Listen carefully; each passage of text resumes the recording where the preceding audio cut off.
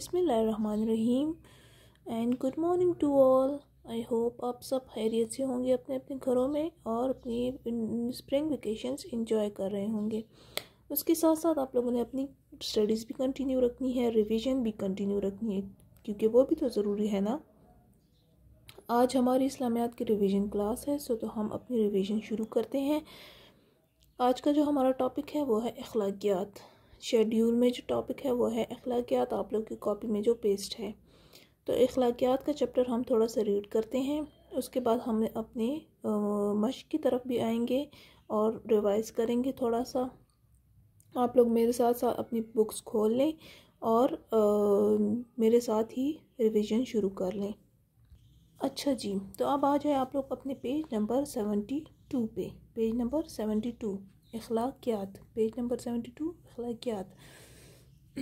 अखलाकियात में ये हमने क्लास में भी पढ़ा था और आज भी पढ़ते हैं। जो हमारा सबसे फर्स्ट टॉपिक है इसका वो है सच्चाई।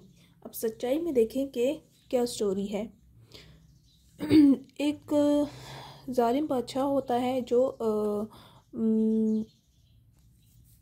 क्या करता है कि एक दिन लोगों को जमा करके लंबी लंबी तकरीरें शुरू कर देता है। क्या होता है कि नमाज का वक्त होता है और नमाज का वक्त निकल रहा होता है, यानी नमाज कज़ा हो रही होती है और उसकी तकरीरें ख़त्म ही नहीं होती। वो तकरीरें कर रहा होता है और बादशाह होता भी जालिम है। क्या होता है कि एक शख्स उठता है और उस बादशाह को कहता है कि नमाज का वक्त निकल रहा है, और बादशाह को कहता है कि पहले हम नमाज अदा कर लेते हैं ताकि नमाज का वक्त ख़त्म ना हो जाए। बादशाह को उस पर अब बहुत ज़्यादा गुस्सा आ जाता है, क्योंकि बादशाह तो जालिम होता है। बादशाह उसे कैद कर देता है। अब क्या होता है कि उसके रिश्तेदार तो खफा होते हैं कि ये बादशाह तो बहुत जालिम है, अब इसकी कैद से हम कैसे रिहा करें। वो क्या करते हैं कि बादशाह को कहते हैं कि ये आदमी जो है तो ये तो पागल है और आप इसको रिहा कर दें। बादशाह उसको क्या करता है कि रिहा कर देता है, लेकिन बादशाह क्या करता है कि उसको चेक करने के लिए उसको बुलाता है और उसको उससे पूछता है कि क्या ये सच है, तुम वाकई में पागल हो। तो वो शख्स क्या करता है कि वो बिल्कुल सच बोलता है और कहता है कि नहीं, मैं तो पागल नहीं हूँ और मैं पागल नहीं हूँ, और बिल्कुल सच बोल देता है। बादशाह को वो कहता है कि मैं तो अल्लाह के फजल से बिल्कुल ठीक हूँ और मैं झूठ नहीं बोलता। बादशाह को इसकी ये बात बहुत पसंद आई और उसने इसे आज़ाद कर दिया। प्यारे बच्चों, इस किस्से से हमें ये सबक मिलता है कि हमें सच बोलना चाहिए। हमारे प्यारे नबी ने भी फरमाया कि झूठ ईमान की जिद है। मुसलमानों की शान है कि वो हमेशा क्या बोले, सच बोले। सच बात हमेशा तकलीफ़ से निजात दिलाती है। अब नंबर सेकंड पे है हमारे पास ईमानदारी। ईमानदारी में क्या होता है कि हज़रत अब्दुल्ला रज़ी अल्लाह अन्हु हज़रत उमर के बेटे थे। एक रोज़ क्या करते हैं कि वो जंगल में सफ़र पर होते हैं। उनकी मुलाकात एक चरवाहे से होती है। उसके पास बहुत सारी बकरियां होती हैं। हज़रत अब्दुल्ला ने इस चरवाहे से दूध का एक प्याला ख़रीदना चाहा। चरवाहे ने आपको दूध देने से इनकार कर दिया। वो कहने लगा कि बकरियां मेरी नहीं है, मुझे दूध बेचने की इजाज़त नहीं है। हज़रत अब्दुल्ला ने इसका इम्तिहान लेना चाहा। उन्होंने चरवाहे को कहा कि तुम मुझे एक बकरी बेच दो, जब मालिक तुमसे बकरी के बारे में पूछे तो उससे बता देना कि बकरी को भेड़िए ने खा लिया। इस तरह तुम्हारी जान बच जाएगी और तुम्हें पैसे भी मिल जाएंगे। चरवाहे ने ये बात सुनकर फ़ौरन कहा कि बकरियों का मालिक तो नहीं देख रहा, लेकिन अल्लाह ताला तो देख रहा है। इसका मतलब है कि अल्लाह ताला हमें हमेशा देख रहा होता है। अगर हम लोगों से तो हम चुप के काम कर लेते हैं, यानी मामा बाबा से, फ्रेंड से हम चुप के कोई भी काम कर लेते हैं, पेंसिल उनकी उठा ली, कुछ भी उठा लिया, कि हमें तो वो नहीं देख रहे, लेकिन अल्लाह ताला तो हमें हमेशा देख रहे होते हैं ना। इस किस्से से हमें ये मालूम हुआ कि अल्लाह हमें हर वक्त देख रहा है। हमें दूसरों की चीज़ बगैर इजाज़त के नहीं लेनी चाहिए। क्लास में भी किसी के बगैर इजाज़त नहीं लेनी चाहिए। इसी तरह बहन भाइयों की चीज़ें भी उनसे पूछ कर लेनी चाहिए। ऐसा करने से अल्लाह ताला हमसे राज़ी होगा और लोग भी खुश होंगे। हमें यानी बहन भाइयों की चीज़ भी बग़ैर पूछे नहीं उठानी चाहिए, उनसे पूछ कर लेनी चाहिए। इसी तरह फ्रेंड्स की, घर में किसी की भी कोई चीज़ हो, हमें बग़ैर इजाज़त के नहीं उठानी चाहिए। अब आ जाते हैं नेक्स्ट टॉपिक पे। नेक्स्ट टॉपिक है सब्र और शुक्र। उसमें क्या है कि अब अली एक बहुत नेक बच्चा था। वो अपने माँ बाप की खूब खिदमत करता और बहन भाइयों के साथ भी बहुत प्यार और मोहब्बत से पेश आता। एक दिन तो फजर से की नमाज से घर आया तो किसी से बातचीत के बगैर वो सो गया था। अली की अम्मी ने उससे पूछा कि आज तुम स्कूल नहीं जाओगे? उसने कहा, नहीं अम्मी, आज मैं स्कूल नहीं जाऊँगा। मेरे दोस्त मेरे पुराने फैशन के जूते देखकर मजाक उड़ाते हैं मेरा। अली अम्मी से जिद करने लगा नए जूतों के वो नए जूतों के बगैर स्कूल नहीं जाएगा। वो जिद करते करते सो गया। जोहर की नमाज के लिए जब वो मस्जिद गया तो उसे रास्ते में एक लड़का नज़र आया जो बेसाखियाँ पकड़े चल रहा था। उसके दोनों पाँव नहीं थे। उसे देखकर अली को बहुत अफसोस और उसकी आंखों में आंसू आ गए। अली दिल ही दिल में सोचने लगा कि उससे बहुत बड़ी गलती हो गई थी। अल्लाह ताला ने उसे कितनी चीज़ें दे रखी हैं, दोनों पाँव दिए हैं, वो कूद सकता है, लेकिन फिर भी वो अल्लाह की नाशुक्री करता है। अली ने फ़ौरन नमाज़ पढ़कर तौबा कर ली और घर आ गए। अम्मी अबू से माफ़ी मांगी। प्यारे बच्चों, हमें भी चाहिए कि हम अल्लाह की दी हुई चीज़ों का दिल से शुक्र अदा करें। अगर हमारे पास कोई पुरानी चीज़ है तो हम इसे इस्तेमाल करने में शर्म महसूस ना करें, बल्कि उन लोगों को देखें जिन्हें अल्लाह ने वो सारी नेमतें नहीं दी। अच्छा, ये तो हमारा चैप्टर कंप्लीट इसमें था सच्चाई के बारे में कि हमें हमेशा सच बोलना चाहिए और हमें हर हालत में अल्लाह ताला का शुक्र अदा करना चाहिए। कभी हमें झूठ नहीं बोलना चाहिए, सच बोलना चाहिए। हमें ईमानदारी से हमें हर काम करना चाहिए। किसी के बगैर इजाज़त के हमें चीज़ नहीं उठानी चाहिए। अब आ जाते हैं हम इसके क्वेश्चन आंसर्स पे। अच्छा जी, तो हमारे पास जो अखलाकियात के 3 थीम है आपकी कॉपी में, सबकी कॉपी में मौजूद है। नंबर फर्स्ट क्वेश्चन है, हमारे प्यारे नबी ने झूठ के मुतालिक क्या फ़रमाया?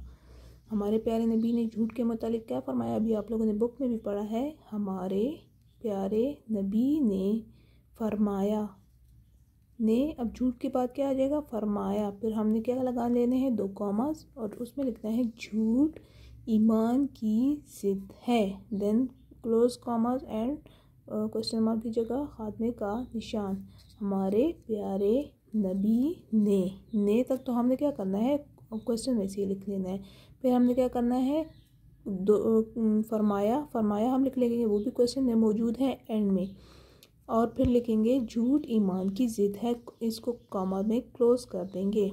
अब नंबर सेकंड क्वेश्चन है हमारे पास, सच बोलने का क्या फ़ायदा होता है? सच बोलने का ये फ़ायदा होता है। सच बोलने का ये क्या की जगह क्या आ जाएगा? ये फ़ायदा होता है कि, उसके बाद हम क्या लिखेंगे? कि हर तकलीफ़ से निजात मिलती है। कि हर तकलीफ़ से निजात मिलती है। सच बोलने का क्या फ़ायदा होता है? सच बोलने का ये फ़ायदा होता है कि हर तकलीफ़ से निजात मिलती है। अब हमारे पास सीन 3 है, हज़रत अब्दुल्ला बिन उमर कौन थे? हज़रत अब्दुल्ला बिन उमर कौन थे? इसका आंसर है हज़रत अब्दुल्ला। हज़रत अब्दुल्ला बिन उमर, ये रेज़वार लगाना ज़रूरी है, हज़रत उमर के बेटे थे। हज़रत अब्दुल्ला बिन उमर हज़रत उमर के बेटे थे। आंसर इसका बिल्कुल इजी है। सारा ये आपने नेम इधर से लिख लेना है और उस पर फिर क्या लिखना है? हज़रत उमर के बेटे थे। फिर है हमारे पास मुफस्सल सवाल, चरवाहे ने हज़रत अब्दुल्ला बिन उमर को क्या जवाब दिया? चरवाहे ने हज़रत अब्दुल्ला बिन उमर को क्या जवाब दिया?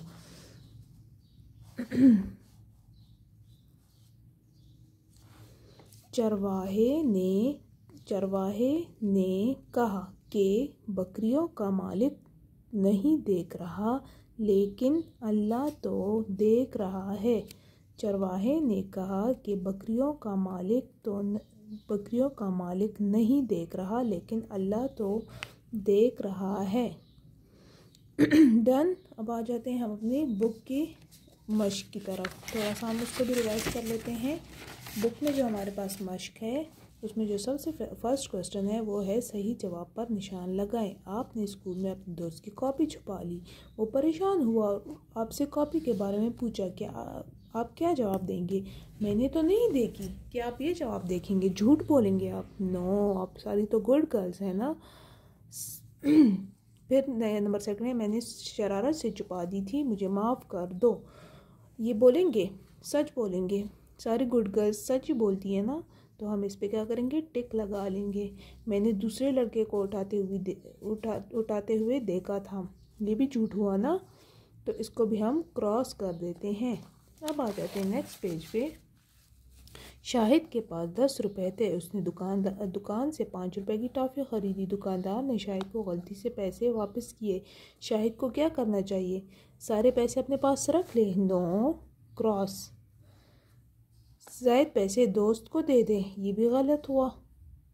पैसे तो दुकानदार के हैं ना, तो हम दोस्त को क्यों दें? जायद पैसे दुकानदार को वापस कर दे, ये ठीक है, क्योंकि उसने गलती से दे दिए थे ना, तो उसको वापस कर देनी चाहिए। और ये जायद है, ज़्यादा की जमा जायद। हसन जैद के घर खेलने आया था। जैद के बहुत सारे खिलौने थे। हसन का दिल चाहा कि वो उनमें से एक खिलौना उठा ले। एक खिलौने के कम होने से जैद को पता नहीं चलेगा। हसन क्या करेगा? कोई खिलौना उठा लेगा कि जैद को पता नहीं चलेगा। क्रॉस। ये तो चोरी हुई ना। जैद से ज़बरदस्ती खिलौने छीन ले, ये भी गलत हो गया कि जैद से खिलौने घर ले जाकर खेलने की इजाज़त ले, ये सही है। अच्छा जी, अब है दुरुस्त अल्फाज से खाली जगह पुर करें। मुसलमान की शान है कि वो हमेशा डैश बोले। अब यहाँ से देखें, देख, सच, निजात, शुक्र, इजाज़त। अब आपको जब आपने चैप्टर गौर से पढ़ा होगा तो आपको पता होगा ना कि इसमें ब्लैंक में क्या आएगा। मुसलमान की शान है कि वो हमेशा क्या बोले? सच बोले। मुसलमान की शान है कि वो हमेशा सच बोले। फिर है, सच बात हमेशा तकलीफ़ से डैश दिलाती है। सच बात हमेशा तकलीफ़ से निजात दिलाती है। सच बात हमेशा तकलीफ़ से निजात दिलाती है। फिर है, हमें दूसरों की चीज़ बग़ैर इजाज़त के नहीं लेनी चाहिए। हमें दूसरों की चीज़ बग़ैर इजाज़त के नहीं लेनी चाहिए। नंबर 4 है, अल्लाह ताला हमें हर वक्त देख रहा है। अल्लाह ताला हमें हर वक्त देख रहा है। नंबर 5 है, हमें अल्लाह ताला की नेमतों का शुक्र अदा करना चाहिए। हमें अल्लाह ताला की नेमतों का शुक्र अदा करना चाहिए। अच्छा जी, यहाँ तक हो गई हमारी आज की रिवीजन चैप्टर अखलाकियात की। और आप सब मेरे साथ रिवीजन कर रहे होंगे, और उसके बावजूद आप लोगों ने घर में क्या करना है कि अपनी रफ़ कॉपीज़ में इन वर्ड्स की भी प्रैक्टिस करनी है और सवालात जवाबात की भी। ओके जी, फिर नेक्स्ट क्लास में हम नेक्स्ट टॉपिक की रिवीजन करेंगे। चलें जी, अल्लाह हाफिज़, टेक केयर।